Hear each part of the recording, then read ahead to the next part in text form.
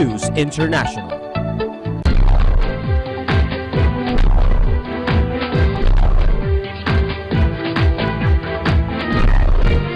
The ability to adapt to quickly changing economic, socio-cultural, and technological landscapes is a key competitive advantage for both individuals and organizations.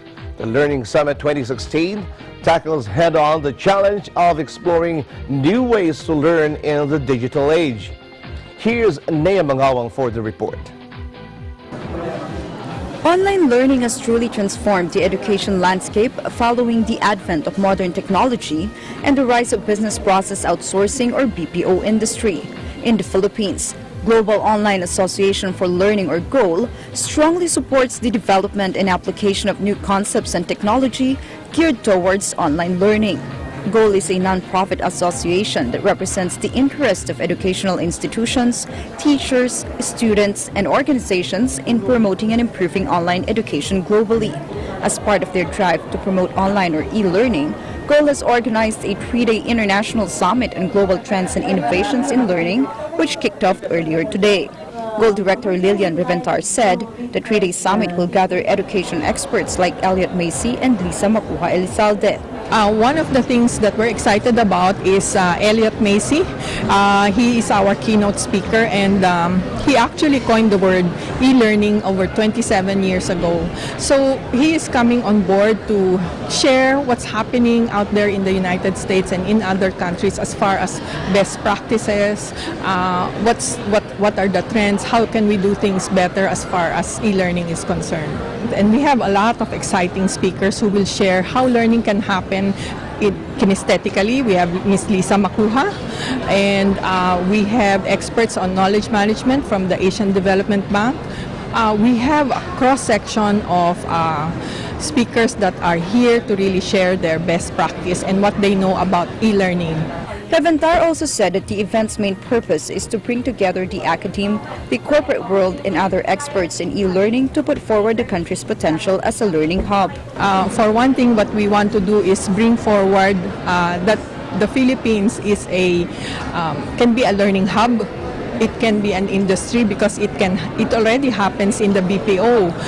A sub-segment of what's happening in the BPO is actually e-learning.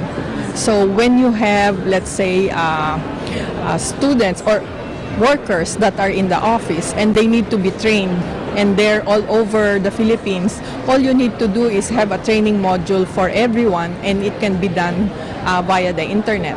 Technology coach Jack Garcia shared how the new approach in teaching gained favorable feedbacks from teachers and students. We've started training our teachers, our first cohort of teachers. Our test teachers who have started using last trimester have given us very favorable feedback. Teachers that are slowly moving into the modules, into the system, have given us very favorable feedback. The students like it, so that's a lot. That means a lot for us.